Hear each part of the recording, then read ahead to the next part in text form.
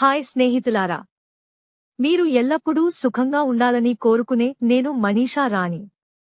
పురుషులు తప్పక దూరంగా ఉండాల్సిన లక్షణాలు ఇవి.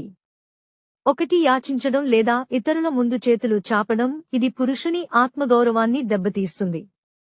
2. స్త్రీ శరీరాన్ని తక్కువగా చూడటం లేదా అవమానించడం, ఇది తీవ్రంగా తప్పు. 3. ఇంట్లో ఎవరికైనా మరణం సంభవించినప్పుడు కనీసం 3 రోజుల పాటు భార్యతో గాని మరే ఇతర స్త్రీతో గాని సహవాసం చేయరాదు.